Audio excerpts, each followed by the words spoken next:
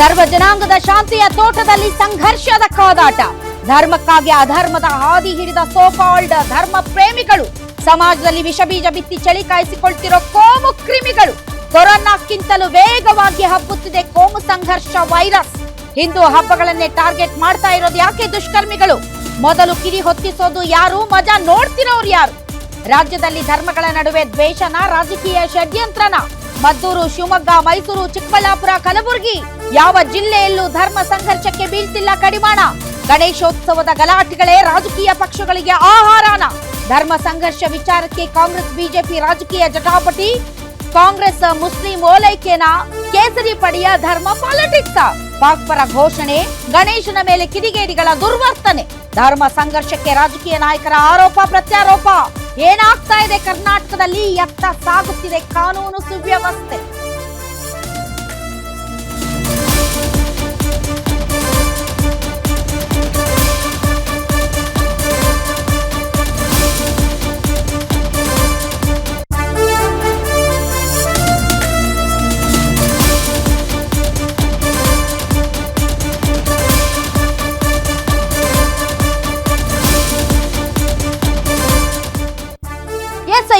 ಘಟನೆಗಳು ಇತ್ತೀಚೆಗೆ ನಡೆದಿರುವಂತದ್ದು, ಅದು ಕೂಡ ಈ ಗಣೇಶ ಮಹೋತ್ಸವದ ಸಂದರ್ಭದಲ್ಲಿ. ನೋಡಿ, ಐಕ್ಯತೆಯನ್ನ, ಭಾವೈಕ್ಯತೆಯನ್ನ, ಎಲ್ಲರೂ ಸ್ವಾತಂತ್ರ್ಯ ಸಂಗ್ರಾಮದಲ್ಲಿ ಒಟ್ಟಾಗಿ ಹೋರಾಡೋಣ ಅನ್ನುವಂತಹ ಒಂದು ಕಾನ್ಸೆಪ್ಟ್ ನಲ್ಲಿ ಈ ಗಣೇಶೋತ್ಸವ ಸಂಭ್ರಮವನ್ನ ಇಡೀ ದೇಶದಾದ್ಯಂತ ಆಚರಣೆ ಮಾಡಲಾಯಿತು. ಆದ್ರೆ ಇದೇ ಗಣೇಶ ವಿಸರ್ಜನೆ ಕೋಮು ಬೆಂಕಿಗೆ ಕಾರಣ ಆಗುತ್ತೆ ಅಂತ ಅಂದರೆ ಎಲ್ಲಿದೆ ಭಾವೈಕ್ಯತೆ? ಎಲ್ಲಿದೆ ಸೌಹಾರ್ದತೆ? ಬೆಂಕಿಯ ಹಚ್ಚೋರು ಯಾರು, ಚಳಿ ಕಾಯಿಸೋರು ಯಾರು, ಒಂದು ಗೊತ್ತಾಗ್ತಾ ಇಲ್ಲ. ಯಾರನ್ನ ನಂಬಬೇಕು, ಯಾರನ್ನ ಬಿಡಬೇಕು? ಸಂವಿಧಾನ, ಕೋಮು ಸೌಹಾರ್ದತೆ ಒಂದು ರೀತಿಯಾದಂತ ನಮ್ಮನ್ನ ನಿರ್ಲಕ್ಷಿಸ್ತಾ ಇದ್ದಾರೆ. ನಮ್ಗೆ ಬೆಲೆ ಇಲ್ಲ ಅನ್ನುವಂತ ಹೊತ್ತಿನಲ್ಲೇ ಅವರೇ ಕೈಯಲ್ಲಿ ಕಲ್ ತಗೊಂಡು ಹೊಡೆಯೋದು ಅರ್ಥ ಆಗ್ತಾ ಇಲ್ಲ. ಹಾಗಾದ್ರೆ ಸೀರೀಸ್ 7 ಘಟನೆಗಳನ್ನ ನಿಮ್ಮ ಮುಂದೆ ಇಡುತ್ತೆ ಗ್ಯಾರಂಟಿ ನ್ಯೂಸ್. ಆ 7 ಘಟನೆಗಳು ಯಾವ್ಯಾವು ಅನ್ನೋದನ್ನ ಒಂದೊಂದಾಗೆ ನೋಡೋಣ ಬನ್ನಿ. ನಂಬರ್ 1, ಇಡೀ ರಾಜ್ಯಾದ್ಯಂತ ಇವತ್ತು ಚರ್ಚೆ ಆಗ್ತಾ ಇರೋದು ಮದ್ದೂರಿನಲ್ಲಿ ಗಣೇಶ ವಿಸರ್ಜನೆ ಸಂದರ್ಭದಲ್ಲಿ ಮಸೀದಿಯ ಮುಂದೆ ಹಾದು ಹೋದ ಮಾತ್ರಕ್ಕೆ ಮಸೀದಿ ಕಡೆಯಿಂದ ದೊಡ್ಡ ದೊಡ್ಡ ಕಲ್ಲುಗಳ ಮೂಲಕ ಗಣೇಶ ಮತ್ತು ಗಣೇಶ ವಿಸರ್ಜನೆಗೆ ಬಂದಂತಹ ಆ ಜನರ ಮೇಲೆ ಕಲ್ಲು ತೂರಲಾಯಿತು. ಇದು ನಂಬರ್ 1 ಘಟನೆ, ಮದ್ದೂರಿನ ಘಟನೆ. ನಂಬರ್ 2 ಘಟನೆ, ಮುಸ್ಲಿಂ ಧರ್ಮದ ಧ್ವಜಕ್ಕೆ ಬೆಂಕಿ ಮತ್ತು ಅಲ್ಲಿ ಧ್ವಜದಲ್ಲಿ ಆ ಧರ್ಮದ ಧ್ವಜನೋ ಏನೋ ನನಗೆ ಗೊತ್ತಿಲ್ಲ, ಆ ಧರ್ಮಕ್ಕೆ ಧ್ವಜ ಇದೆಯಾ ಅನ್ನೋದ್ರ ಬಗ್ಗೆನೂ ನನಗೆ ಮಾಹಿತಿ ಕೊರತೆ ಇದೆ. ಬಟ್ ಅದನ್ನ ನಾವು ಧರ್ಮದ ಧ್ವಜ ಅಂತ ಅಂದುಕೊಂಡಿದ್ದೇವೆ. ಆ ಧ್ವಜವನ್ನ ಕಿತ್ತು ಬೀಸಾಕಿ ಭಗವಧ್ವಜವನ್ನ ಹಾರಿಸಿದ್ದು ಮದ್ದೂರಿನಲ್ಲೇ. Number 2 incident. ನಂಬರ್ 3,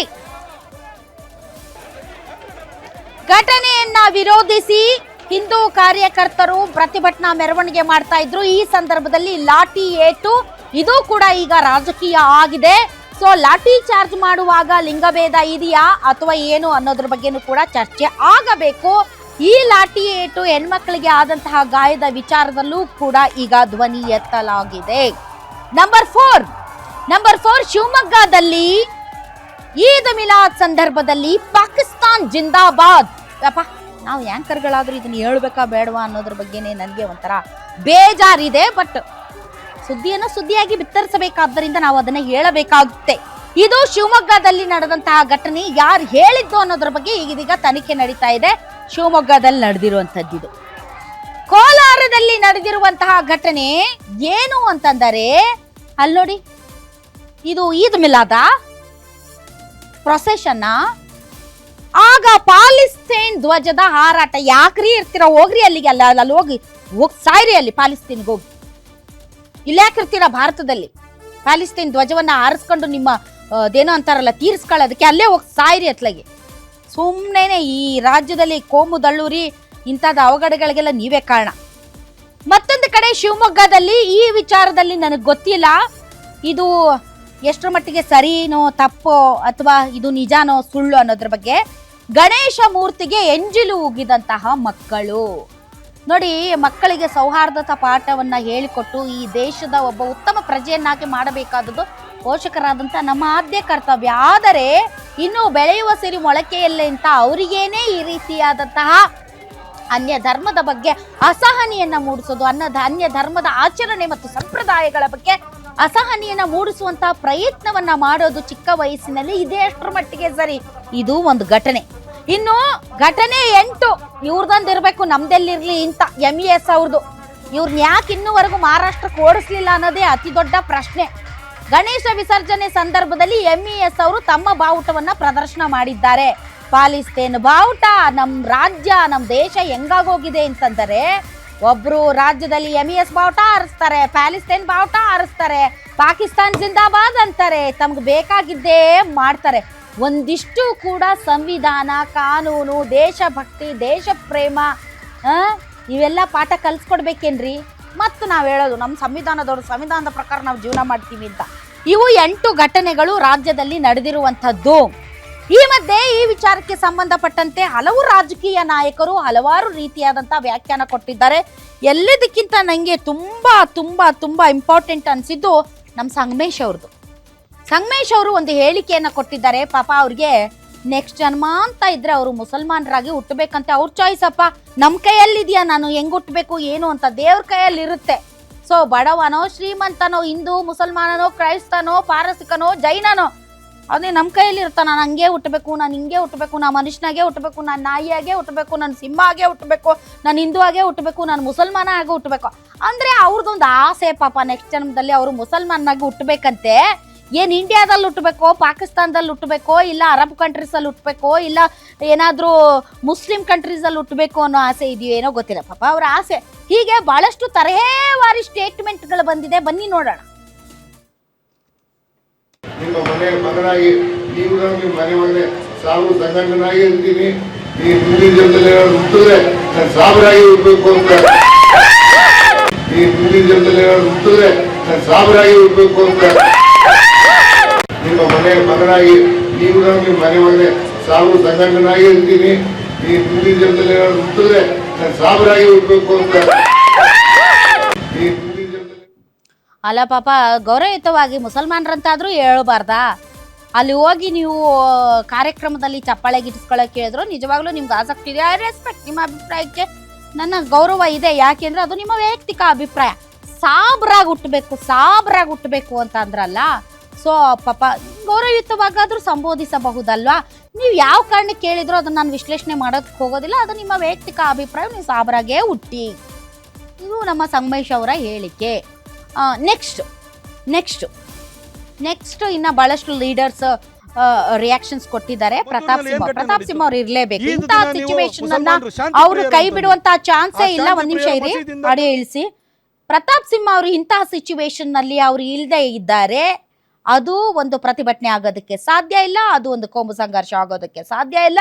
ಇಂತಹ ಸಿಚುವೇಶನ್ ಅನ್ನ ಅವರು ಗ್ರ್ಯಾಬ್ ಮಾಡಲೇಬೇಕು. ಇಲ್ಲದೆ ಇದ್ರೆ ಸಾಧ್ಯನೇ ಇಲ್ಲ. ಅಲ್ಲಿ CT ರವಿ ಅವ್ರು ಇರಬೇಕು, ಅಲ್ಲಿ ಪ್ರತಾಪ್ ಸಿಂಹ ಇರಬೇಕು, ಅಲ್ಲಿ ಬಸನಗೌಡ ಪಾಟೀಲ್ ಯತ್ನಾಳ್ ಇರಬೇಕು.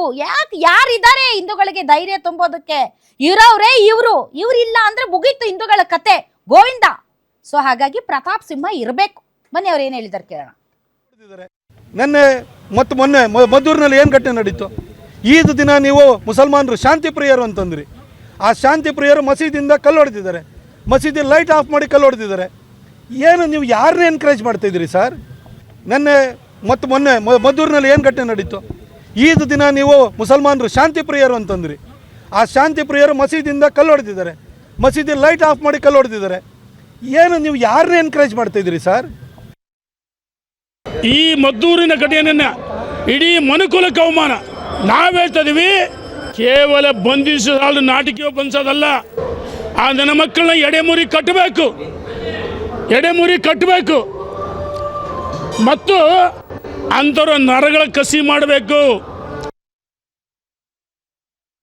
ಮಕ್ಕಳ ಮನಸ್ಸಿನಲ್ಲಿ ಗಣಪತಿಯ ವಿಗ್ರಹಕ್ಕೆ ಉಗಿಬೇಕು ಅನ್ನುವಂಥ ವಿಷಬೀಜವನ್ನು ತುಂಬಿದವರು ಯಾರು? ನನಗೆ ಅನುಮಾನ ಇರೋದು ಮದ್ರಸಾಗಳಲ್ಲೇನೆ ಇದನ್ನ ತುಂಬುವ ಕೆಲಸ ನಡೀತಾ ಇದೆ. ಯಾಕೆ ತುಂಬ್ತಾರೆ ಅಂದರೆ ಇಸ್ಲಾಂನಲ್ಲಿ ಇದಿದೆ. ಬೇಕಿದ್ರೆ ಯಾರು ಬೇಕಾದ್ರೂ ಚರ್ಚೆಗೆ ಬರಲಿ. ನನ್ನ ಹತ್ರ ನಾನು ಅಂಡರ್ಸ್ಟ್ಯಾಂಡಿಂಗ್ ಇಸ್ಲಾಂ ಥ್ರೂ ಹದೀಸ್ ಅನ್ನುವಂಥ ಒಂದು ಪುಸ್ತಕವನ್ನು ಓದಿದ್ದೇನೆ. ಇನ್ನೊಂದು ಕಡೆ ಶಾಂತಿಯಿಂದ ಇರಬೇಕಲ್ವ? ಇವರು ಕಲ್ಲೆಸೆಯೋದು ಮಾಡೋದು ಈ ರೀತಿ ಎಲ್ಲ ಪ್ರಚೋದನೆ ಮಾಡಿದರೆ ಸುಮ್ಮನೆ ಬಿಡೋದಿಲ್ಲ. ಅವ್ರು ಯಾರೇ ಇರಲಿ. ಇವತ್ತು ನಾವು ಎಲ್ಲ ರೀತಿಯಲ್ಲೂ ಕೂಡ ಶಾಂತಿಯಿಂದ ಹೋಗಬೇಕು ಅಂತ ಇಡೀ ರಾಜ್ಯದಲ್ಲಿ ಎಲ್ಲ ಕಡೆ ಚೆನ್ನಾಗಾಗಿದೆ. ಆದರೆ ಇಲ್ಲಿ ಈ ಘಟನೆಯಿಂದ ಅನೇಕ ಬೆಳವಣಿಗೆಗಳಾಗುತ್ತೆ.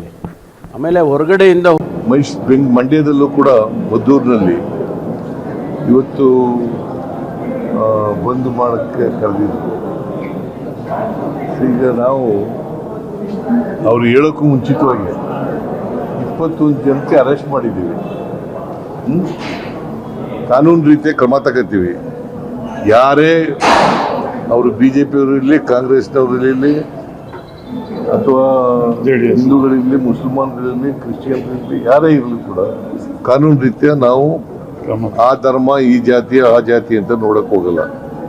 ಯಾರು ತಪ್ಪು ಮಾಡ್ತಾರೆ ಅವ್ರ ಮೇಲೆ ಕ್ರಮ ತಗೋತೀವಿ. ಮಂಡ್ಯದಲ್ಲೂ ಕೂಡ ಮದ್ದೂರಿನಲ್ಲಿ ಇವತ್ತು ಬಂದ್ ಮಾಡೋಕ್ಕೆ ಕರೆದಿದ್ರು.